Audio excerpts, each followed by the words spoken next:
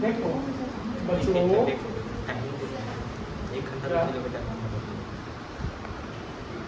गर्मी है, ठंड ठंड लग रहा है।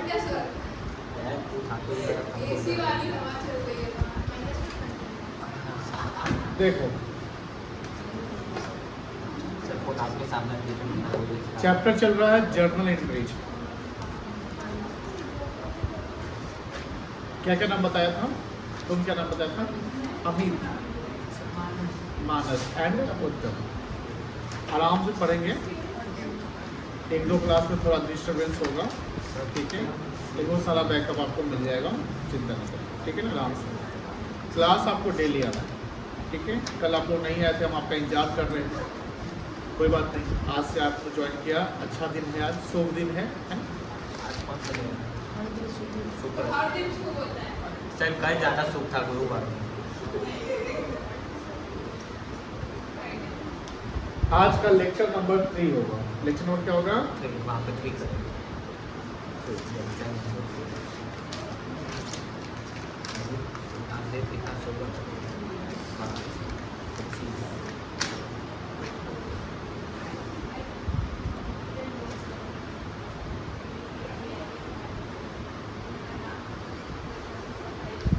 डेट कितना है?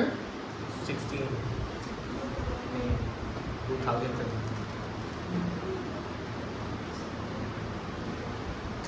जैसे आज हम लोग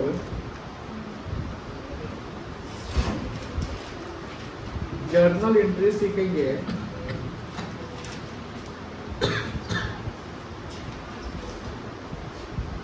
related with purchase of goods, related with purchase of goods, यानी हमने परचेज का एंट्री करना है। किसका एंट्री करना है बेटा? परचेज का एंट्री करना है, और गुड्स परचेज का।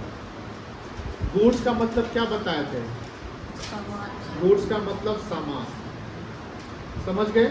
जैसे मान लीजिए उत्तम, तुम्हारा पापा का दुकान है मान लो, तो दुकान में जितने भी चीज़ें पड़े हैं जो हम बेचने के लिए रखे हुए, उसको क्या बोलेंगे? गुड्स बोलेंगे। और वो गुड्स हमारे लिए स्टॉक है जो पड़ा हुआ है। तो गुड्स का यूज जो लेन देन में होता है, जो बेच रहे हैं या खरीद रहे हैं, तो उसको क्या बोलते हैं? गुड्स। तो जब हम गुड्स को खरीदेंगे तो याद रखिएगा, कोई भी ट्रांजेक्शन में जब हम एंट्री करते हैं तो एंट्री करते तो एक अकाउंटिंग हेड डेबिट होता है और दूसरा अकाउंटिंग हेड क्रेडिट होता है। एक अकाउंटिंग हेड डेबिट होता है, दूसरा अकाउंटिंग हेड क्रेडिट होता है। तो याद रखिएगा, जब भी सामान हम खरीदेंगे तो डेबिट क्या होगा? Purchase account. डेबिट क्या होगा? डेबिट को शॉर्ट में डीआर लिखते हैं। अब ये भी ध्यान रखिएगा, डीआर में डी कैपिटल लेटर होगा और आर स्मॉल लेटर होगा। जो यहाँ अकाउंट, इसको अकाउंट पढ़ेंगे, अकाउंट में ए जो होगा वो कैपिटल लेटर होगा और सी जो होगा वो क्या होगा? स्मॉल लेटर होगा। ये याद रखिएगा, ये सब हमेशा ध्यान रखना है। तो डेबिट होगा परचेज अकाउंट, लेकिन ध्यान रखेंगे खरीदेंगे जब हम, तो मेरा पैसा जाएगा या उधार खरीदेंगे तो मेरी लायबिलिटी बन जाएगी। तो उस केस में क्रेडिट वही होगा जिसके अकॉर्डिंगली हमने परचेज किया है। जैसे ऑन कैश खरीदा तो कैश अकाउंट क्रेडिट होगा। अगर मान लो लिखा हुआ है पेड बाय चेक, लिखा हुआ है, क्या लिखा हुआ है? चेक समझते हैं? अब चेक का पैसा कहाँ से जाएगा? बैंक से जाएगा। तो यहाँ पर क्या क्रेडिट होगा? बैंक अकाउंट क्रेडिट हो जाएगा। मान लो लिखा हुआ है ऑन क्रेडिट परचेज, हमने खरीदा क्रेडिट में, क्या हमने खरीदा? कितना चल रहा है?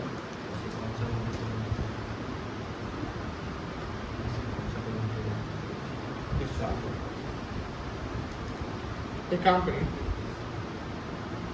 इस ऊपर लिखिएगा। अच्छा इतना ही लिखना है ना? चलिए देखिए ध्यान से, हम लोग क्या पढ़ रहे हैं समझिए। हम लोग अभी जो ट्रांजेक्शन जो जर्नल एंट्री सीख रहे हैं, क्या सीख रहे हैं? Journal entry. हम जब पूछेंगे क्या सीख रहे हैं तो आपको बोलना है, चुप नहीं रहना है, और ये ध्यान रखिए कॉन्फिडेंस लेवल को अप रखना है ना। तो अभी क्या लिखा हुआ है कि journal entries related with purchase of goods. हम लोग आराम से पढ़ेंगे, कोई हड़बड़ी नहीं है, कोई ये नहीं कि सिलेबस बहुत पीछे छूटा हुआ है, एग्जाम सर पे है, जल्दी जल्दी करना है, क्विक पढ़ाई करनी, नो, हौले हौले, मतलब आराम से, क्योंकि जब आप धीरे धीरे प्रॉपर अंडरस्टैंड कर लेंगे कॉन्सेप्ट्स को तो उसके बाद आराम से आपका सारा चैप्टर समझ में आएगा। 12th वाले को मैक्रो इकोनॉमिक्स में चैप्टर 2 और 3 पढ़ा है। जब चैप्टर 2 और 3 पढ़ा रहे थे तो बोल रहे कि चैप्टर 2 और 3 पढ़ लीजिएगा, मैक्रो इकोनॉमिक्स खत्म हो जाएगा, ठीक है। और चैप्टर 2 और 3 पढ़ा दिए, उसका गुड्स क्या होता है, कैपिटल गुड्स क्या होता है, क्या सारा पढ़ा दिए। अभी चैप्टर 8 खत्म हो गया उसका 3 महीने में, क्योंकि सब कॉन्सेप्ट उसी से रिलेटेड होता है। दूसरी बात कि 11th में अगर प्रॉपर आप टाइम देंगे, पढ़ाई पे फोकस करेंगे, हर कॉन्सेप्ट को ध्यान रखेंगे, तो 12th एकदम आसान हो जाएगा। और ये इतना आसान हो जाएगा कि आपके लिए 95% मार्क्स स्कोर करना बहुत ही इजी हो जाएगा। मैं बोल रहा हूँ बहुत ही इजी हो जाएगा। बट वो 95 अगर 12th में लाना है तो आपको 11th से मेहनत करना है। समटाइम क्या होता है, कुछ सीनियर, जैसे अभी कोई बच्चा मान लो कि पास कर गया, उसको 85 आया, मान लो दीदी है, भैया कोई भी, भैया आपको 85 आया, अब मान लीजिए आपको 10th में 75 आया है, 80 आया है, तो अगर आपको 10th में 80 आया और आपके सीनियर को 12th में 85 आया, तो आप भी सोचिएगा ना कि इन्हीं से हम थोड़ा सा गाइडेंस ले लेंगे तो हमको भी 85 आ जाएगा। 80 से अच्छा 85 होता है। आपको तो 10th में 80 आ गया, तो अब चाहिए कि 85। देखिए अब मान लो कि वो 85 ले आएगा, अब वो 11th में लास्ट के 2 महीना पढ़ा, मान लेते हैं ऐसा, 12th में पढ़ा, तो आपको भी वही तो बोले, अरे 11th में ज़्यादा मेहनत करना नहीं है, 12th में मेहनत कर लेना। आप उसकी बात को फॉलो कर लिए तो आप 11th में मेहनत नहीं करेंगे, 12th में करेंगे। तो मान लेते हैं कि 85 आ गए, 12th में मेहनत किया आपने, 85 गया। लेकिन सपोज अगर आप 10th में मेहनत किए रहते हैं बहुत अच्छा से, तो 85 से ज़्यादा आता ना। 90 स्कोर करना कुछ ज़्यादा टफ नहीं है। पता है टफ क्या होता है? टफ है कंसिस्टेंट होना।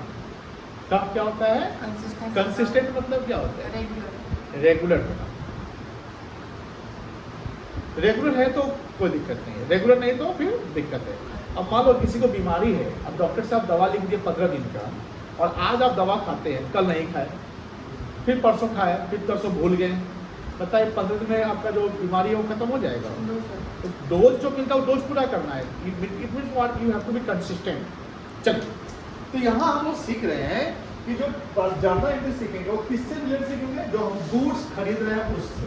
Goods not assets. क्या? गुड्स। तो गुड्स जो हम खरीदेंगे तो परचेज अकाउंट मेरा क्या होगा? डेबिट होगा। ऑलवेज परचेज अकाउंट क्या होगा? डेबिट होगा। बट क्रेडिट जब कम करेंगे तो यहाँ बात होती है, देखो ये सबने समझाया कि अकाउंट, इसको अकाउंट पढ़ेंगे शॉर्ट में, जिसमें ए कैपिटल लेटर होगा, पहले से मिला सीखा गया है, और सी क्या होगा आपका? स्मॉल लेटर होगा, कोई दिक्कत नहीं है। दूसरा कि डेबिट को शॉर्ट में डीआर लिखेंगे, इसे डी कैपिटल और आर स्मॉल लेटर। अब यहाँ परचेज अकाउंट डेबिट होगा, लेकिन मतलब कैश में खरीदेंगे तो मेरा कैश जाएगा ना, तो कैश अकाउंट क्रेडिट हो जाएगा। मान लो हम चेक से पेमेंट किए तो पैसा कैश नहीं जाएगा, पैसा कहाँ से कटेगा? बैंक से। तो बैंक अकाउंट क्रेडिट हो जाएगा। मान लो हम उधार खरीदे, on credit, on credit. Credit मतलब क्या होता है? उधार। तो मान लो क्या उधार में खरीदने का मतलब पैसा अभी जाएगा कि बाद में जाएगा? बाद में जाएगा। अभी नहीं ना जाएगा, तो अभी मेरे लिए क्या बन जाएगा? लायबिलिटी। लायबिलिटी। लायबिलिटी को हिंदी में बोलते हैं दायित्व।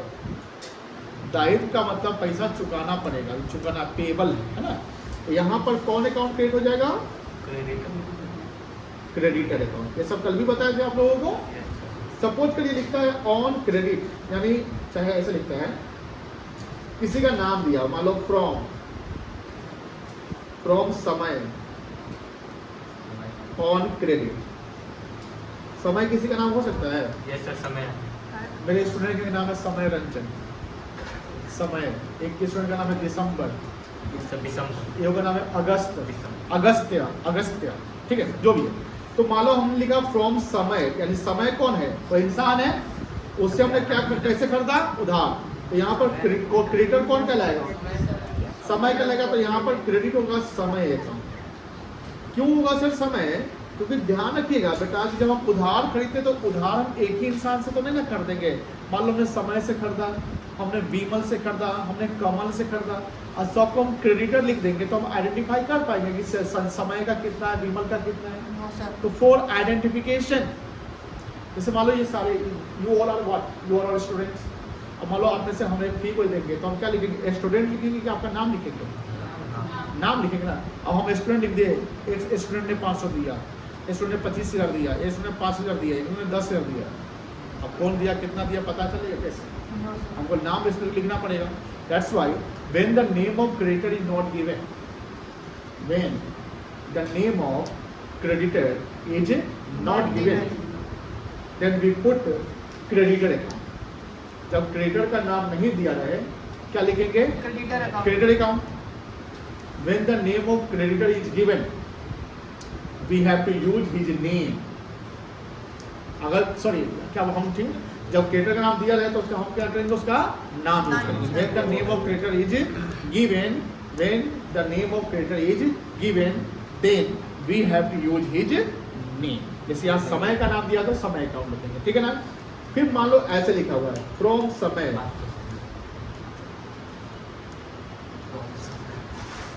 On cash. अब बताइए सर क्या समय को पैसा फ्यूचर हम चुकाएंगे? No sir. नहीं, क्योंकि पैसा तो हमने उधार अभी दे दिया। यहाँ पर क्या क्रेडिट हो जाएगा? Cash account. कैश। कोई दिक्कत नहीं है।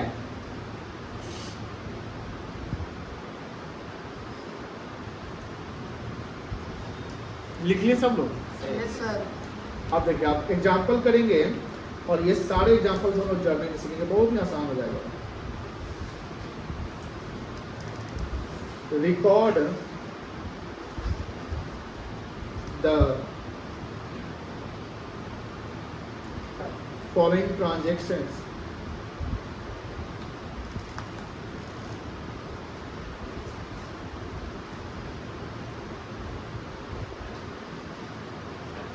Into journal.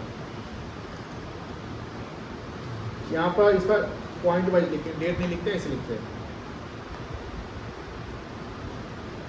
Goods purchase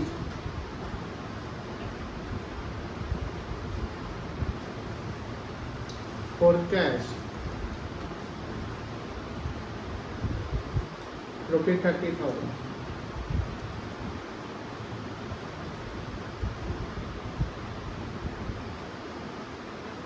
Goods purchased on credit ₹15,000।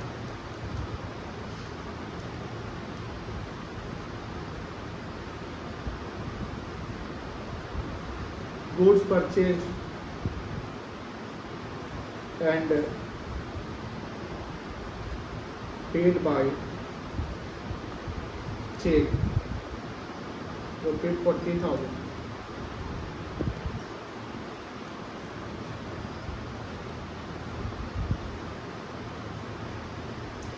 Goods purchased from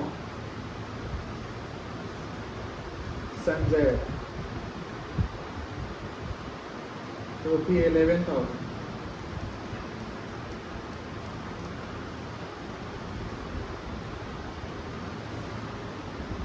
Goods purchased from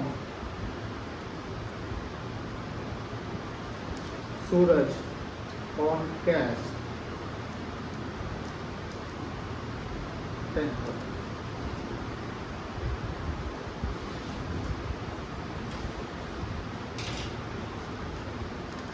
cash account, दूसरा में क्रेडिटर, दूसरा में क्रेडिटर, तीसरा में बैंक अकाउंट, बैंक अकाउंट, चौथा में संजय संजय अकाउंट, पांचवा में Suraj account, cash cash cash account, cash account. बस हो गया खत्म।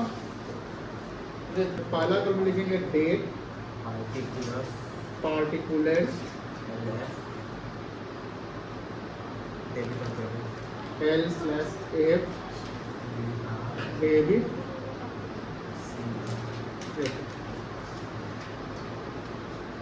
डेट क्या है?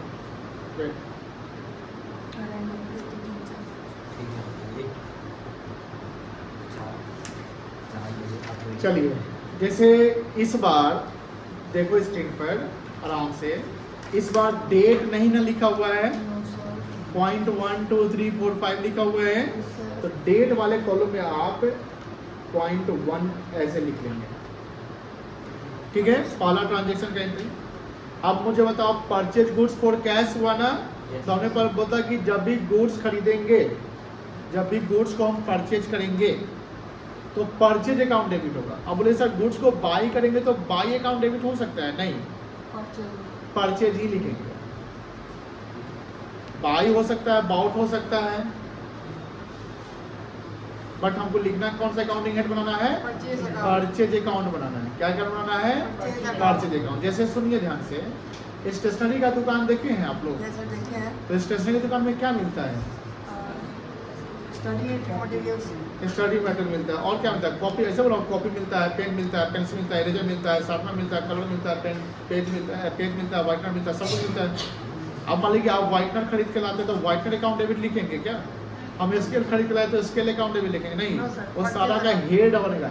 हेड ऑफ अकाउंट का मतलब है जिससे हम आइडेंटिफाई कर सकते हैं कि वो किस हेड, मतलब क्या आइटम है ना। जैसे स्टेशनरी का आइटम के लिए स्टेशनरी हेड बना दो।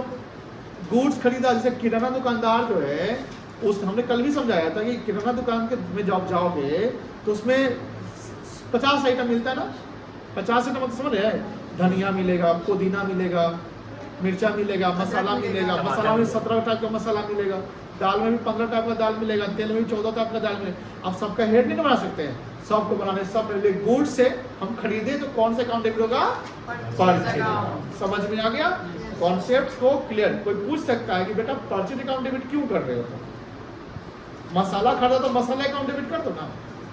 बोलो सर हमारे सारे गुड्स से हम सबको सेपरेट नहीं शो कर सकते हैं, एक बल्क में आ जाएगा, बल्क मतलब बहुत ज़्यादा बर्डन हो जाता है, इसलिए एक अकाउंटिंग कन्वेंशन कहता है। कन्वेंशन मतलब क्या होता है, उसको मतलब कन्वेंशन मतलब सिस्टम, सिस्टम यानी प्रथा, प्रथा समझते हैं ना, रीति रिवाज जिसको हम फॉलो करते हैं।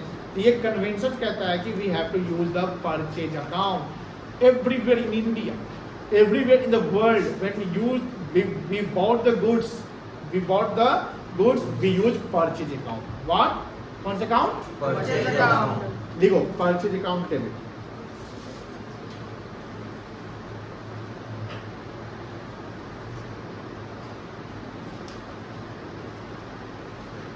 कैसे लिख रहे हैं देख लिया ना। अब कितने का सामान खरीदा, अब बताओ डेबिट वाला पैसा किस कॉलम में जाएगा, बोलो डेबिट वाला पैसा किस कॉलम में जाएगा, डेबिट कॉलम में कि क्रेडिट कॉलम में, इसमें डाल दे, लाइव राइट साइड में लास्ट में, इधर यहाँ डालेंगे, कितना डालेंगे,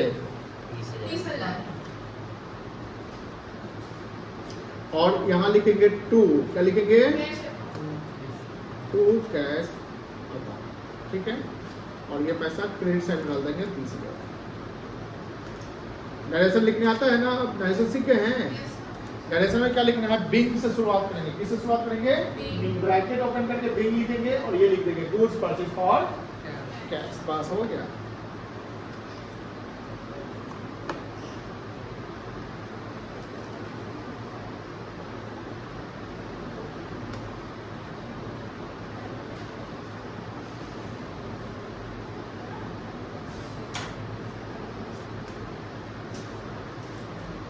हो गया पहला।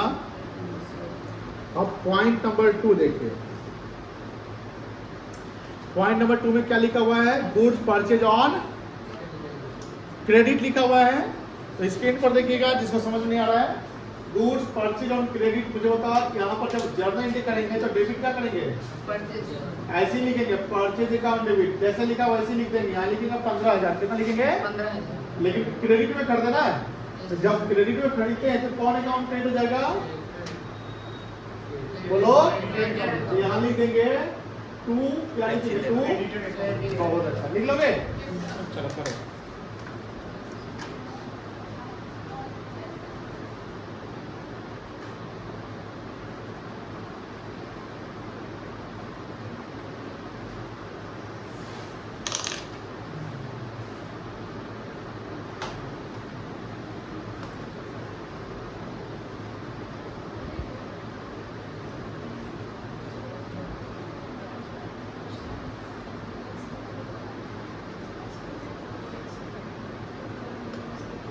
नरेशन क्या लिखेंगे?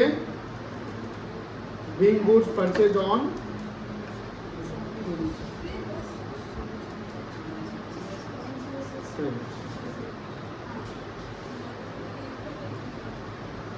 चलिए, और ऐसे ट्रांजेक्शन का एंट्री हो सकता है आप लोगों से?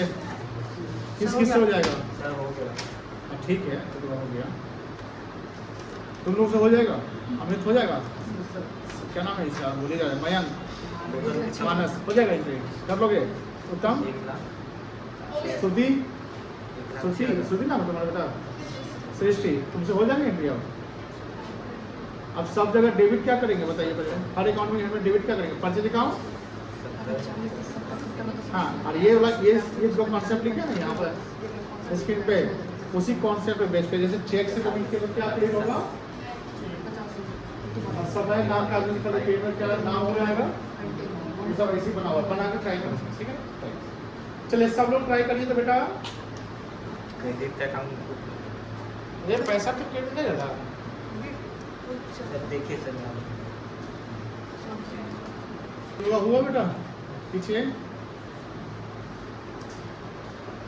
चलो बता देते हैं। जैसे थर्ड में क्या होगा, ऐसे लिखाते हैं, उसको थर्ड में हो जाएगा परचेज अकाउंट डेबिट हो जाएगा, है ना?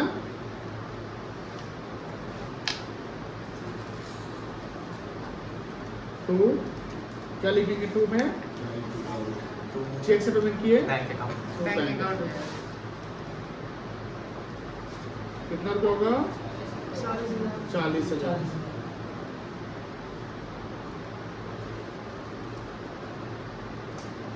नरेशन लिख लेंगे, purchase goods by cheque bill goods purchase at paid by check.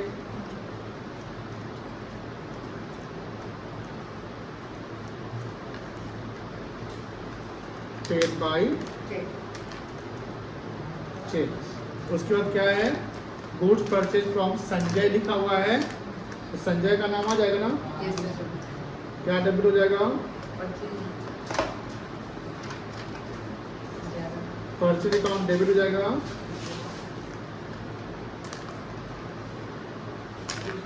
उस संजय अकाउंट कितना होगा बेटा?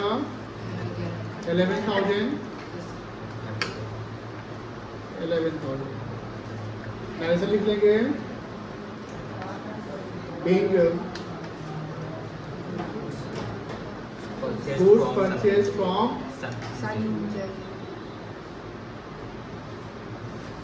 संजय।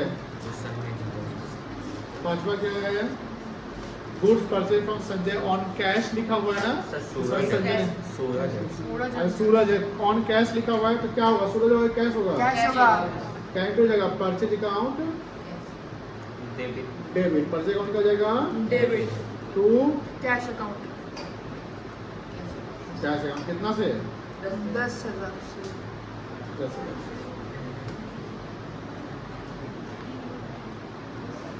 ऐसे लिख लेंगे, being goods purchased from Suraj on cash from Suraj on cash हो गया? उत्तम हो गया तुम्हारा बेटा? हो गया? सब सही हो ना? चलिए आगे बढ़े। आप समझिए, ये तो आपने परचेज वाली ट्रांजेक्शन सीखी। अब हम लोग सीखना है कि सर सेल वाला सिखाइएगा क्या? हमने हाँ क्यों नहीं सिखाएंगे सेल वाला? जर्नल एंट्री लिखिएगा नहीं, समझिएगा, रिलेटेड विद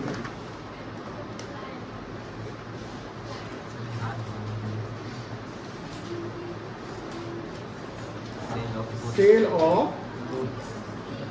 आप बताओ ध्यान से, sale of goods, purchase of goods में जब हम परचेज करते हैं तो हमारे लिए वो एक्सपेंस होता है। परचेज तो परचेज अकाउंट को डेबिट करते हैं, बिकॉज एक्सपेंस नॉमिनल अकाउंट होता है।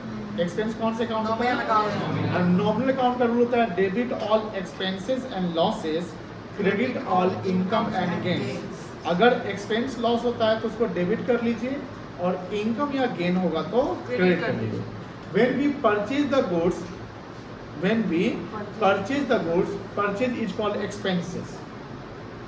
When we purchase the goods, purchase is called expenses. That's why purchase account will be debited.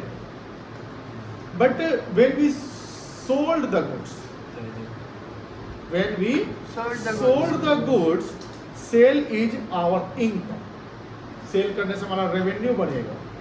Cell करने से क्या बढ़ेगा? Revenue. रेवेन्यू मतलब कि आमदनी बढ़ेगी. तो revenue is our income. Sale is also the nominal account. Sale क्या है हमारा? नॉमिनल अकाउंट है. तो नॉमिनल अकाउंट का रूल में इनकम क्रेडिट होता है. तो सेल जब होगा तो सेल अकाउंट बनेगा. गुड्स को हम सेल करेंगे तो कौन से अकाउंटिंग बनेगा? Sale account. गुड्स जब परचेज करेंगे तो डेबिट कौन से अकाउंटिंग बनेगा? Purchase account. सेल करेंगे तो क्या बनेगा? Sale account. बट परचेज वहां डेबिट होता है क्योंकि वो एक्सपेंस है. सेल यहाँ डेबिट नहीं होगा. सेल क्या होगा? क्रेडिट होगा. क्रेडिट होगा. वाई क्रेडिट होगा? बिकॉज हमारा रेवेन्यू है. इनकम. उल्टा चल रहा है. परचेज करेंगे तो डेबिट, तो परचेज का उल्टा होता है सेल. तो सेल करेंगे तो क्रेडिट. क्रेडिट. अब सारा का सारा कहानी उल्टा चल जाएगा. यहाँ पर समझिए, इसको देख लीजिए, आप समझ जाइए.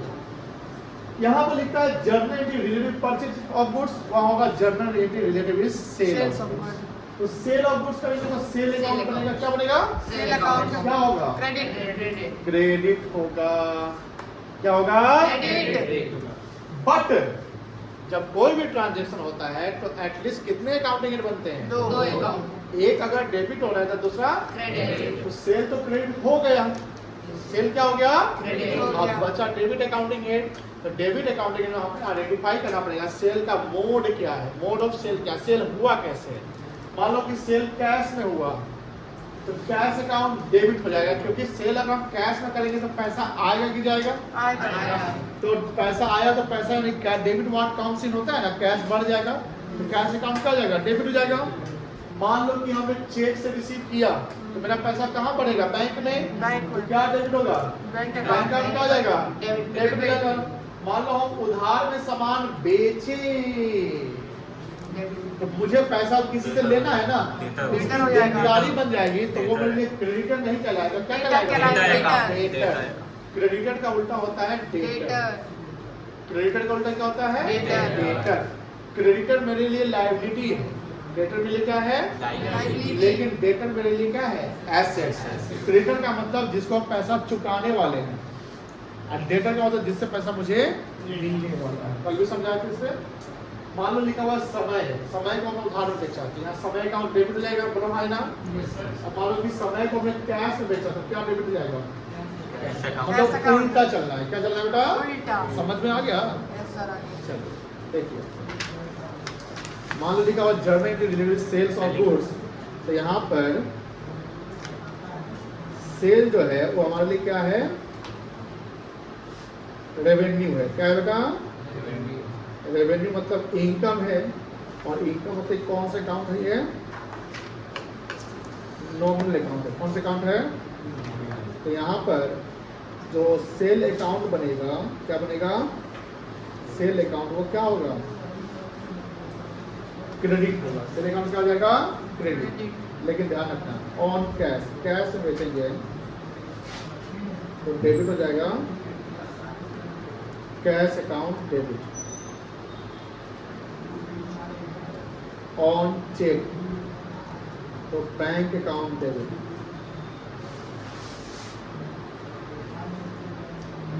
ऑन क्रेडिट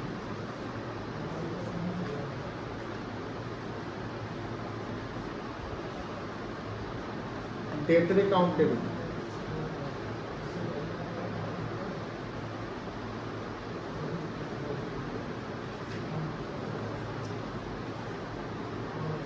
टू रामा तो Rama account debit. To Rama on cash, cash account debit होगा.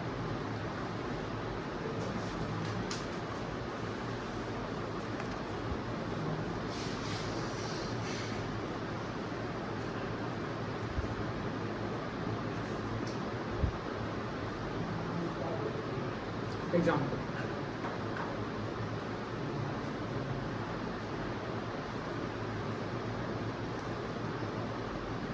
Goods sold on cash,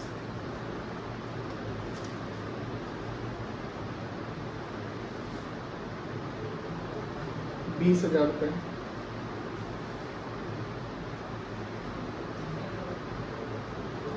goods sold through check,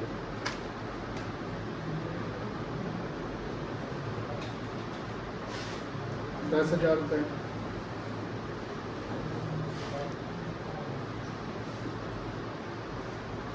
goods sold on credit, 41,000।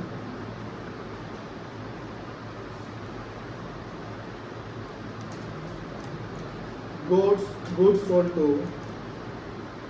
Chetan, 15,000।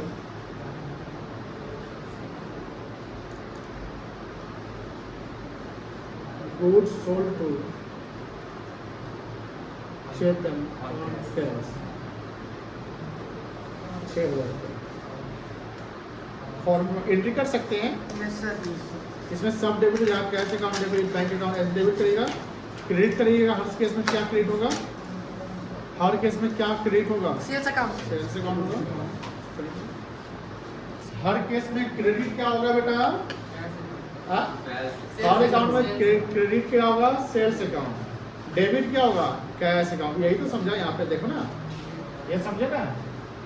Cash में अगर हम सामान बेचे तो कैश आएगा ना, तो कैश अकाउंट हो जाएगा डेबिट। क्रेडिट क्या होगा? Sales account. पहला एंट्री ऐसे लिखेंगे, जर्नल लिखेंगे तो लिखेंगे कैश अकाउंट डेबिट। क्या लिखेंगे बेटा? कैश अकाउंट डेबिट लिख लेंगे 20,000 टू सेल्स अकाउंट, ऐसे।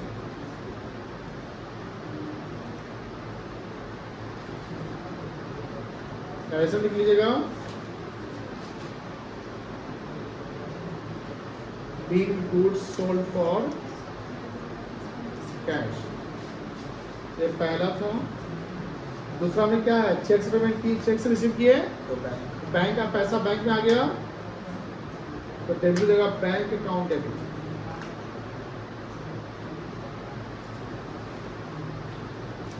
To sales account.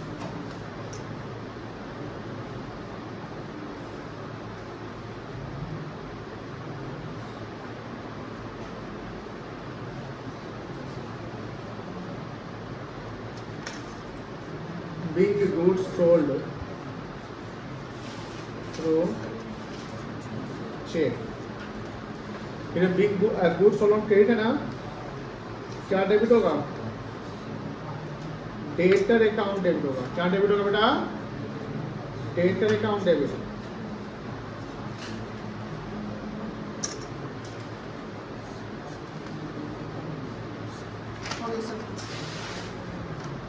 To sales account.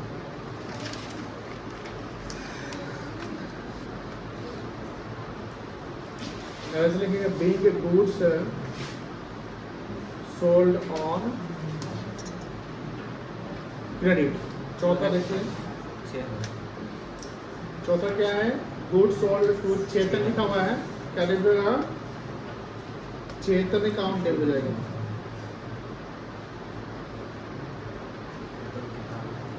To sales account. 96,000। कितना है चेतन का पैसा? 15,000 ना।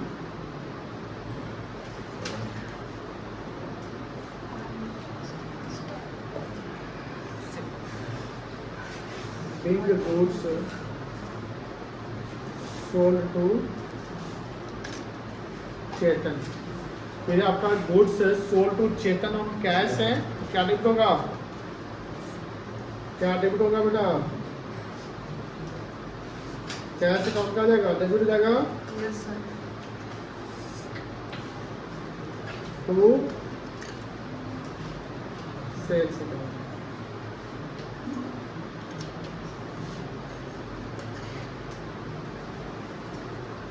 Being goods sold to Chetan on cash. Chetan on cash cash. कितना है? 6,000। 6,000।